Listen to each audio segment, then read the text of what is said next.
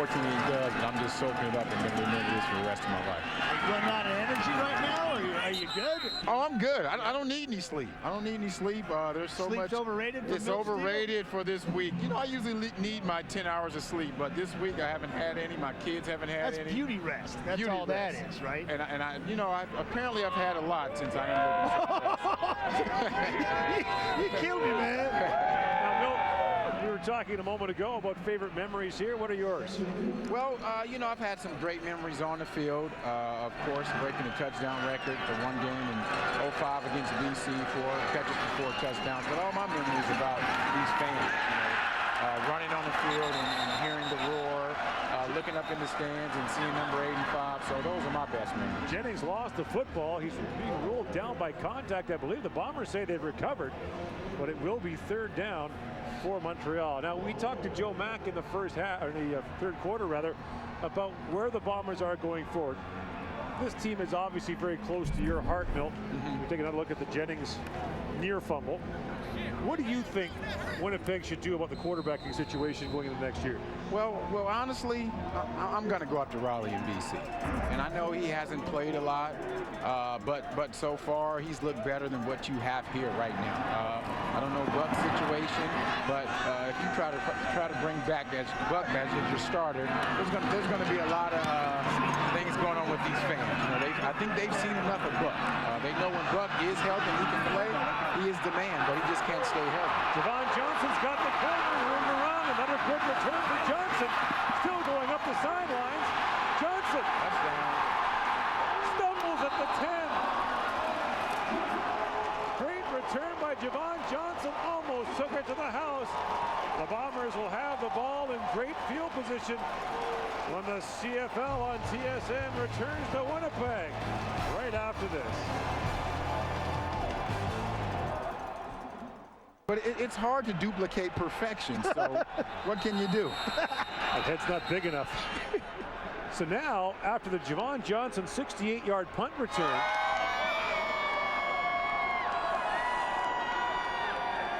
the challenge flag's been thrown out by Mark Trestman on the Montreal sideline.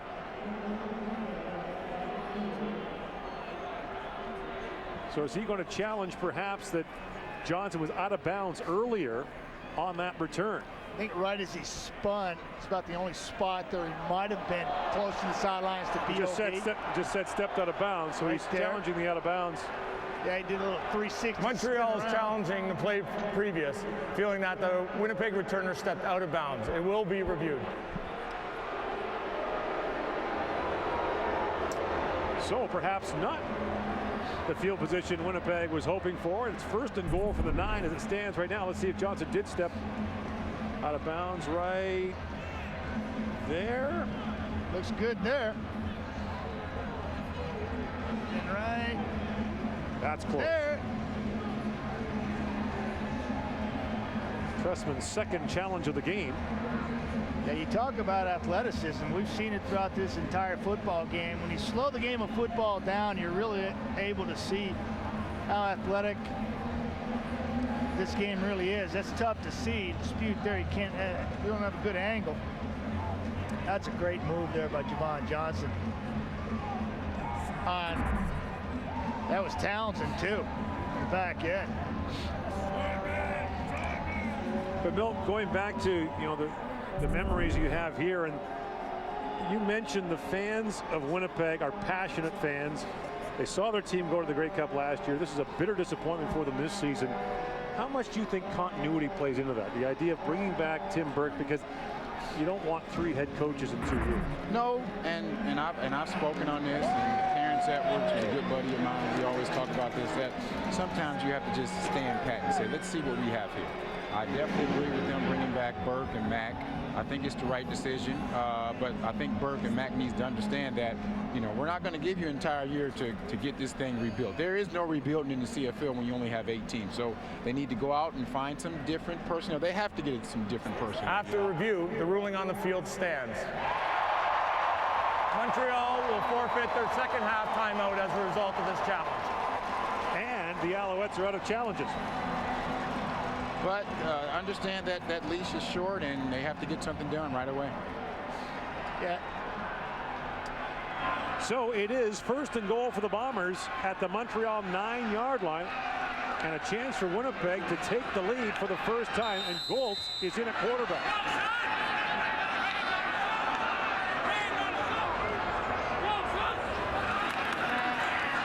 Gives to Bowman on 1st down. Bounces outside and gets down to the 5-yard line. A lot of people are excited for Tim Burke to be given the 29th head coaching position of the Winnipeg Blue Bombers. And John Bowman, one of his boys when he was in Montreal, comes over and gives his ex-defensive coordinator a big hug and say congratulations. I think it looks good on the Bombers to keep the consistency with this guy. He's done a phenomenal job of keeping the peace, so to speak, with really no leverage. And now he has some to really put his vision on this football team in the future. 2nd and goal from the 6. Goltz, quarterback draw, has room, touchdown.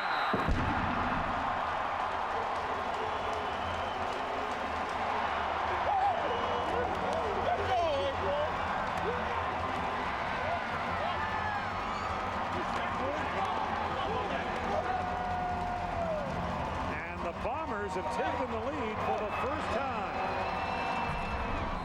That's his first career CFL touchdown. There's Bowman coming right off the edge, and he goes too wide, and Justin Goltz gets small with the 6'6" frame. Untouched walk-in, prances into the end zone. And Pillardi puts the point after up and through, and the Winnipeg Blue Bombers have chipped away, and now they have the lead. Shop at St. Well, the 2012 regular season wraps up tonight as the Saskatchewan Roughriders visit the defending Grey Cup champion BC Lions. And for the Lions, the road to the Grey Cup is indoors. They will play the Western Final at home. Mama, I love you. All my family back home, I miss you. And if necessary, Daddy, I love you too. if possible, of course, the 100th Grey Cup in Toronto.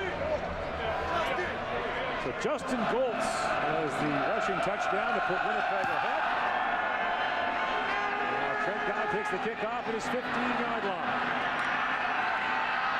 Moves ahead and gets out to close to the 40. And that's where Adrian McPherson and the Montreal offense will go to work. And Milton, I know you've been busy signing autographs and getting pictures taken and speaking and everything else, but what have you seen from Adrian McPherson here today? Well, I think all year long, well, first of all, since he's been backup, I don't think he's a true starter because he hadn't had the opportunity to actually become a starter. And I don't understand why he continues to sign in Montreal if he wants to become a starter. You know, AC, he's going to retire in the next, 30 years? He's going to Major foul. Winnipeg, number 43, face mask. 15-yard penalty, 1st down. James Green called for the face mask, and so the Alouettes will have the ball at their own 54. James Green, look at him. He's taking on 2, trying to man up, and he gets tired of it. He just starts yanking face mask. You can't do that. Busted.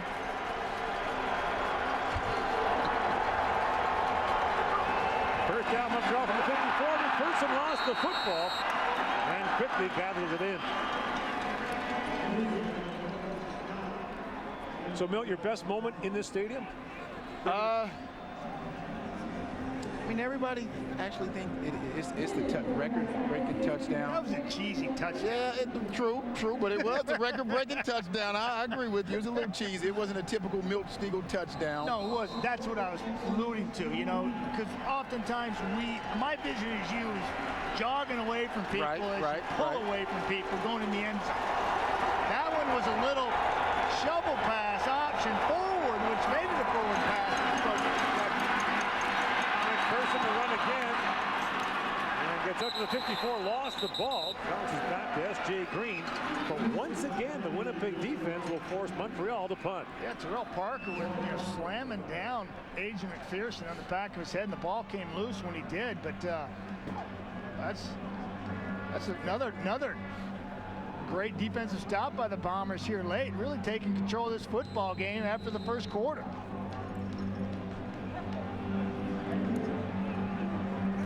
I think Sean White's been phenomenal. He's doing his best to pin people back, but cover teams have been exploited here, and Javon Johnson's having a day in doing that.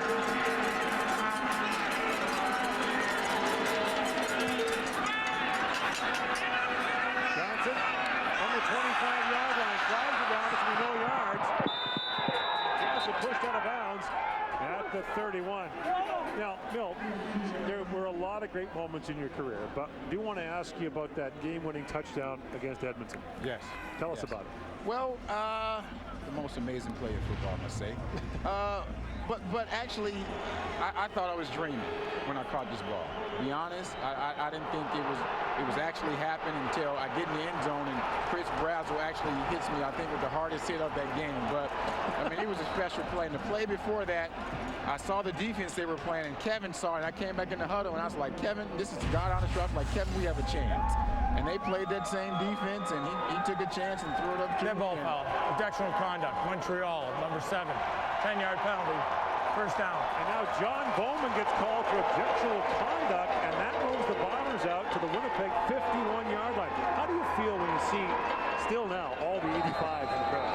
It's pretty cool. I love it. I never get tired of signing autographs. Never get tired of taking pictures. When I go back home to Atlanta, nobody knows who's no sticker is, so I have to eat this up. First down, Winnipeg from its 51-yard line.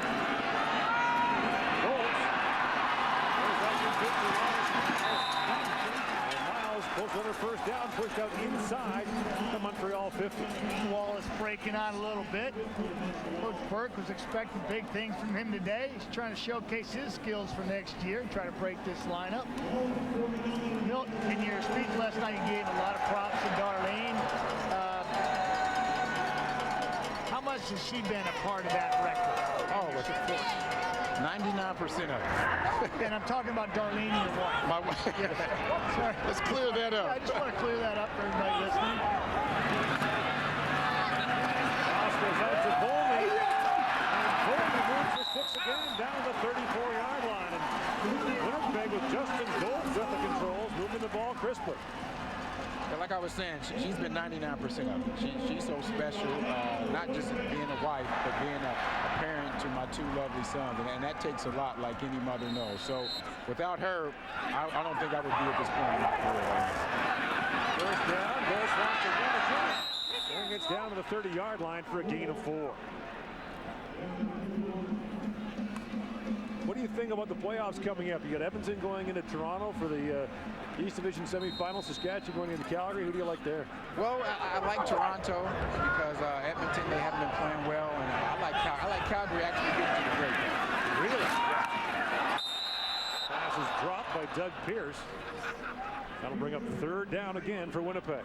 Hopefully the BC Lions didn't hear that. I got some good buddies on that team, so they'll be calling me later on. I think they're probably watching now. They're watching. They're in the locker room right now. Right. So hopefully the sound is down.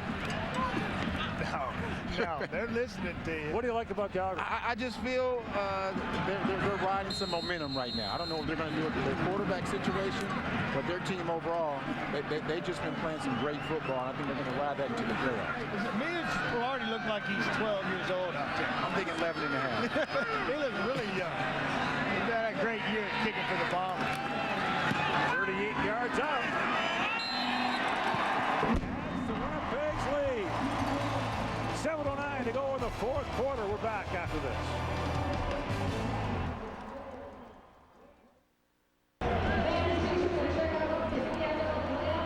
Adrian McPherson and the Alouettes take over their own 35-yard line in a game that has not featured a touchdown pass as of yet. That hasn't happened since week 2 of the season. Saskatchewan beat Edmonton 17-1. McPherson said in an interview with him before the game that he's anxious to prove to everyone that he's a legit starting quarterback in the Canadian Football League. Fires and one offset dash in front of Jamel Richardson. That was a throwaway, and nobody open. They just want to get rid of that football. Took a shot in the process, but another smart decision. But to be fair, and both of you know this, when you've attempted 5 passes in a season going into a game. Yeah. I think he has more rushing touchdowns than he has passing. Milt, speak to a wide receiver who in week 19 ran 5 routes and is expected to go out here and prove that he's a starter in the Canadian Football League. Very difficult to do. Very different. Very different. Right, moved by Jeff Parrott. As we can see with some of the play by Wallace Miles, Doug Pierce for the Winnipeg Blue Bombers. Montreal, number 64. 5-yard penalty. remains second down. Very young receivers trying to crack the lineup and prove their worth at the end of the football season here. Struggling. Makes sense that Adrian McPherson is not as fluid as you would think he would be. But that was Ryan Bauman that moved early. Winnipeg up by a touchdown.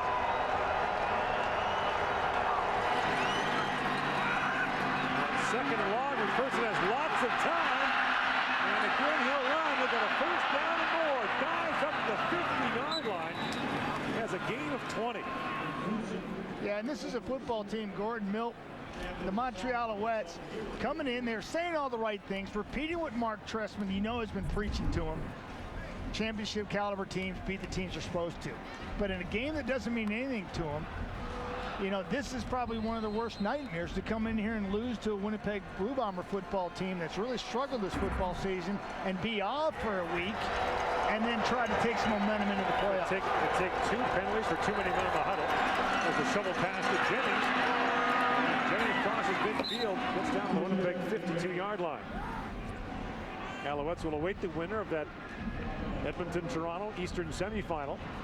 The thing that washes everything clean for me and it gives the Alouettes a clean slate is the fact that Anthony Calvillo, the best quarterback in my opinion in the history of the Canadian Football League, is not in the lineup, and he's your guy.